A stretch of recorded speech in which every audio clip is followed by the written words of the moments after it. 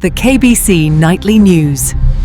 Hello there, I'm Foxworth Kerman, and this is Kerbalized Realism. If you're new, and the analytics say you probably are, so this is a modded career playthrough with lots of realism. If you like KSP sprinkled with history, you're in for a treat. Today is the first ever rendezvous of two spacecraft, Gemini 6 and 7. In our alternate timeline, it's December 6th.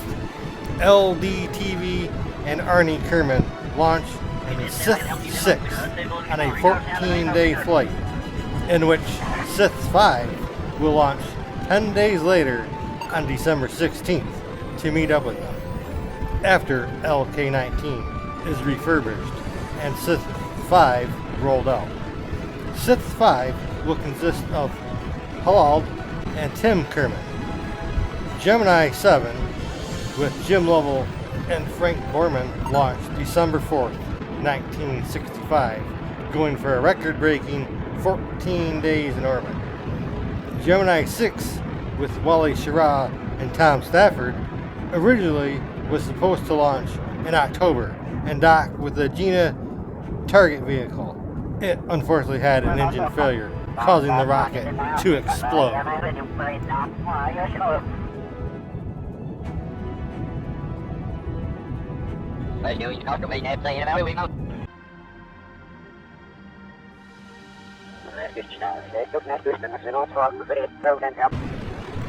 Instead of waiting for a new Alice Gina to become ready, NASA figured, why not just have 6 meet up with 7 on their long-distance flight, as there has never been a close rendezvous of two crafts.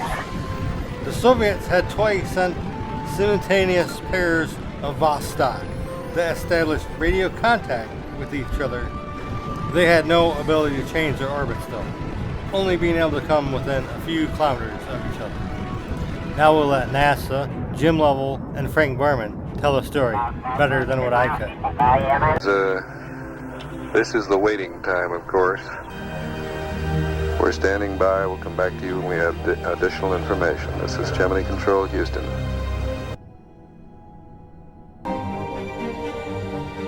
The controllers here think they heard Tom Stafford say that he had the spacecraft in sight, the 7 spacecraft with its blinking lights, at 12 o'clock high.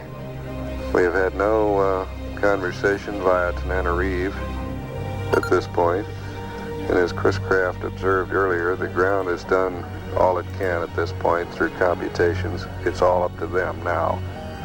This is Gemini Control, Houston. Now we have raised the 6 spacecraft over the range tracker. Tom Stafford advises in the calmest voice I think we've ever heard that they are 120 feet apart and sitting. 120 feet apart and sitting. And when Tom Stafford came through with that reading that of 120 feet and sitting, here in the control center, everyone broke out an American flag and pinned it up on his console. There must be fully 40 flags in this room right now. Everyone is standing. Every room looking on this mission control operations room is jammed with people. We'd been up there maybe 11 or 12 days. Gemini 6 came up. First it looked like a star. Eventually it came right up to us, and here was Wally Schirra and Tom Stafford flying within a foot of us.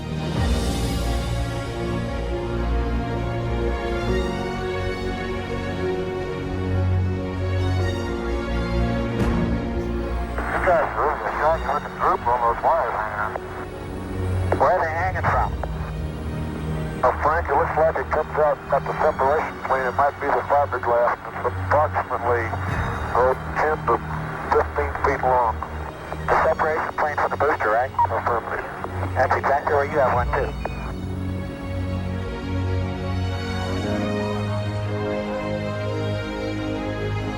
too. We flew nose to nose, side to side. We found out that flying the 2 spacecraft using our attitude thrusters was very nice, even though, of course, we didn't have wings, but we had thrusters in zero gravity and in a vacuum of space. and it was a very successful flight. We came to the conclusion that, in Gemini 6 there were two graduates of the Naval Academy. And in Gemini 7, there was another Naval Academy graduate, Jim Lovell, and Frank Borman was a West Pointer. And it was just that time was near the Army-Navy game. And so when Gemini 6 went up to rendezvous with us, and during the position that we were nose to nose, Tom Stafford held up a little plaque that said, "Beat Army." I took the picture, and it was then known as the highest Beat Army rally known to man. They're presently running about 20 feet apart. They're in conversation over Tananarive. They're using the docking light from 6 to illuminate the scene. And they're also using 7's cabin lights. You can hear Jim Lovell ask Wally Schirra if he can see Frank Borman's beard, and Wally says he certainly can. He can see Jim Lovell's beard even sharper, though. It's pretty exciting during the terminal run. As we looked out, we could see the two Gemini stars cast with points off to the right of Gemini 6. Correction, the 7, they're all in a line. Roger. Right now, 6 is about 10 feet above and to the left of 7. We're just flying nose to nose, approximately 15 feet apart. Roger. We can very clearly see the horizon scanners operating.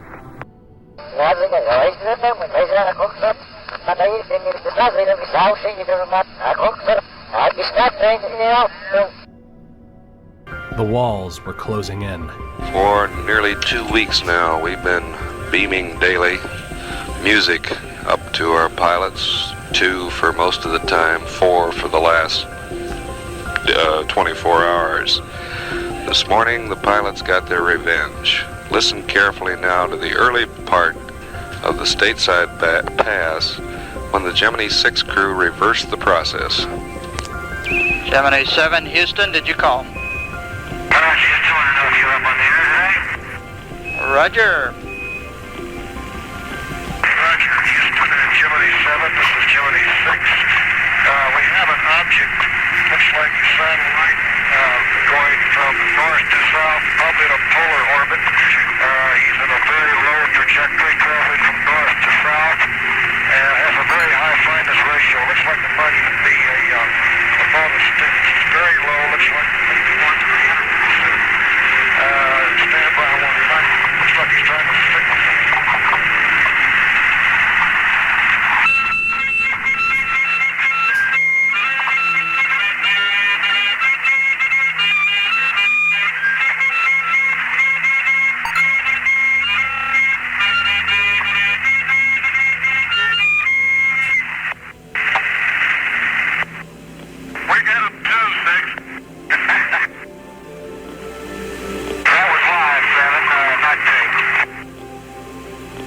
You're too much, 6.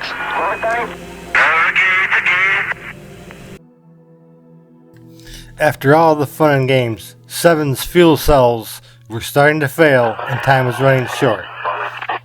They split up and both returned safely.